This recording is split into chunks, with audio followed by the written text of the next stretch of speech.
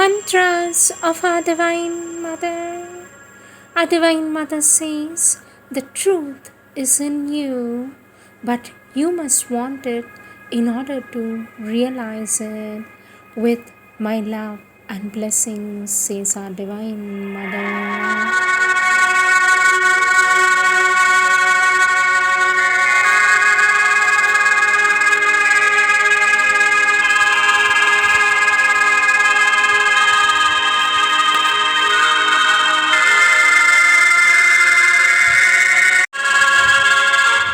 Words of our Divine Mother from the Collective Works of our Divine Mother, Volume 12, page 32, topic Advice to the Aspirants. Our Divine Mother says that discovery is a personal matter and a great determination, a strong will, and an untiring perseverance are indispensable to reach the goal. Each one must, so to say, trace out his own path through his own difficulties. The goal is known to some extent, for most of those who have reached it have described it more or less clearly. But the supreme value of discovery lies in its spontaneity, its ingenuousness, and that escapes all ordinary mental laws. And that is why anyone wanting to take up the adventure usually first seeks out some person who has successfully undertaken it and is able to sustain him and enlighten him on his way. Yet there are some solitary travelers, and for them a few general indications may be useful. Our Divine Mother says the starting point is to seek in yourself that which is independent of the body and the circumstances of life, which is not born of mental formation that you have been given, the language you speak, the habits and customs of the environment in which you live, the country where you're born, or the age to which you belong. You must find in the depths of your being. Our Divine Mother says you must find in the depths of your being that which carries in it a sense of universality, limitless expansion, unbroken continuity. Then you decentralize, extend, and widen yourself. You begin to live in all things and in all beings. The barriers separating individuals from each other break down. You think in their thoughts, vibrate in their sensations, feel in their feelings, live in the life of all. Our Divine Mother says, what seemed inert suddenly becomes full of life. Stones quicken, plants feel and will and suffer. Animals speak in a language more or less inarticulate but clear and expressive. Everything is salvation's testament with his blood.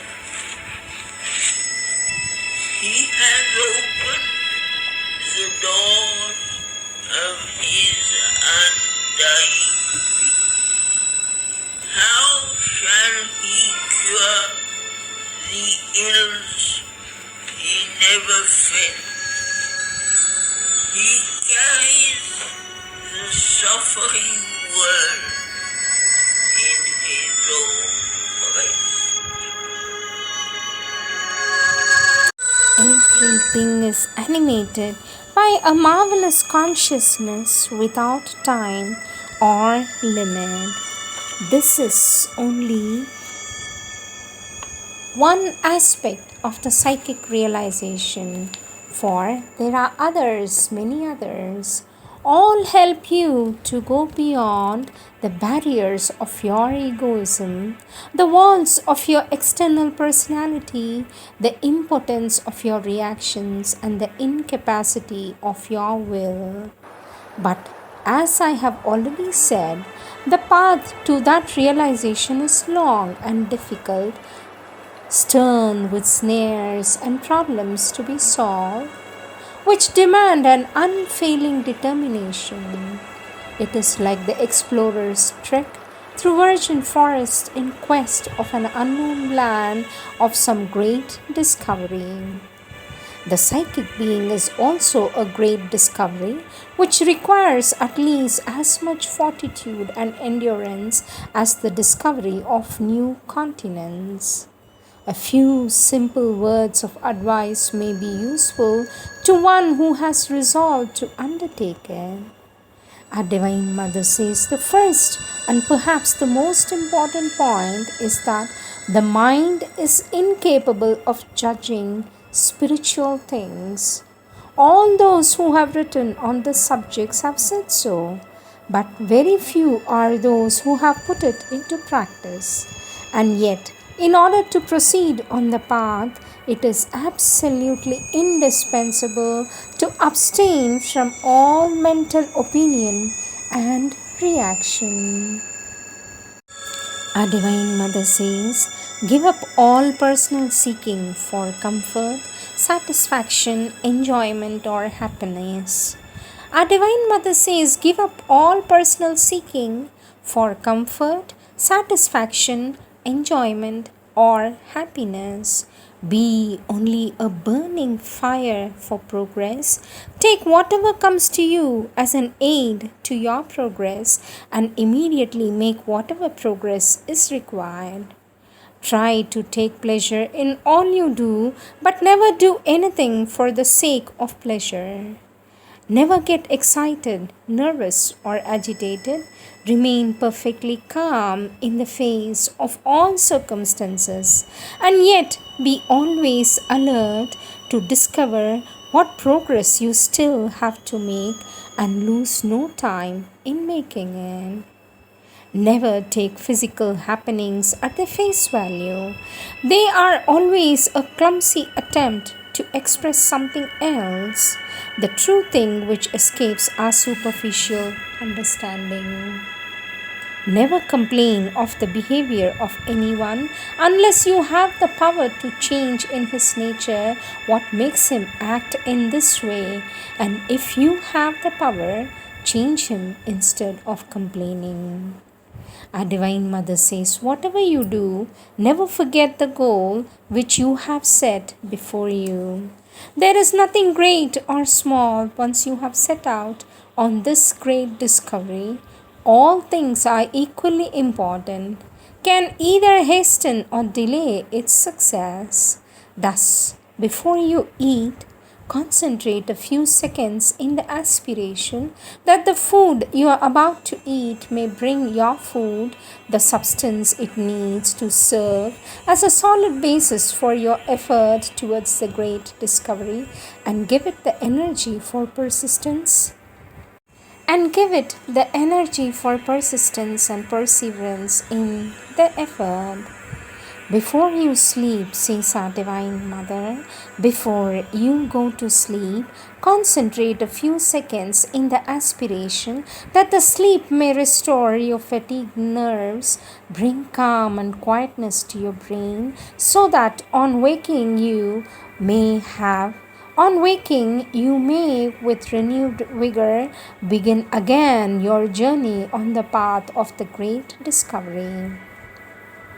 Our Divine Mother says, before you act, concentrate in the will that your action may help or at least in no way hinder your march forward towards the great discovery.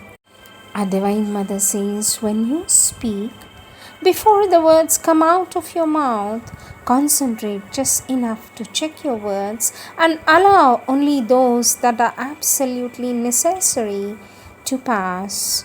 Only those that are not in any way harmful to your progress on the path of the great discovery.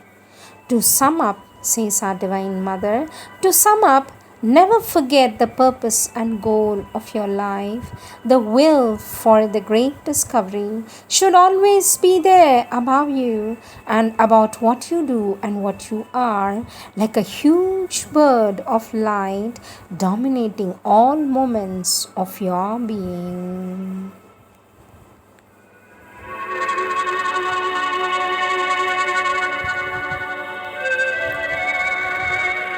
Question by a child to the Divine Mother. Sweet Mother, how can we find the Divine within ourselves? For this, our Divine Mother says, first of all, you must begin to seek Him, and then you must be the most important thing. And then that must be the most important thing in life. The will must be constant, the aspiration constant, the preoccupation constant, and it must be the only thing you truly want. Then you will find Him. But of course, if in one's life one thinks of Him for 5 minutes and is busy with other things for 3/4 of an hour, there is not much chance of success. Anyways, it will take many lifetimes. It must not be a pastime. It must be the exclusive preoccupation of one's being, the very reason of one's existence. Our Divine Mother says this is the first necessary aspiration for the Divine. The next thing you have to do is to tend it, to keep it always alert and awake and living. And for that, what is required is concentration.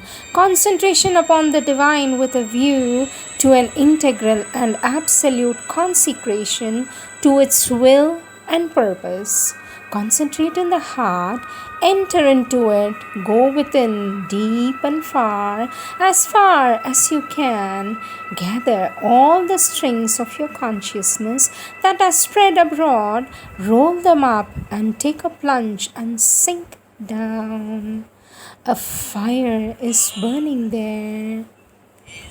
Word of a demon's heavy task.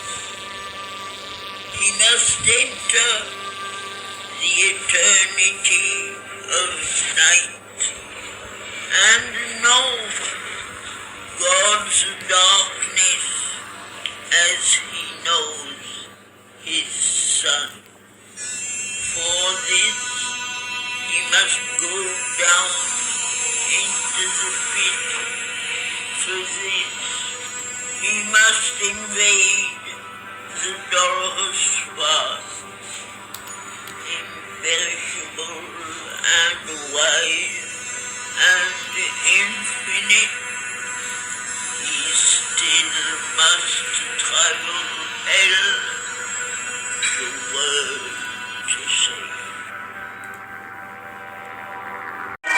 Our Divine Mother says, concentrate in the heart, enter into it, go within deep and far as you can. Gather all the strings of your consciousness that are spread abroad, roll them up and take a plunge and sink down. A fire is burning there in the deep quietude of the heart. A fire is burning there in the deep quietude of the heart. It is the divinity in you, your true being. Hear its voice, follow its dictates, says our Divine Mother.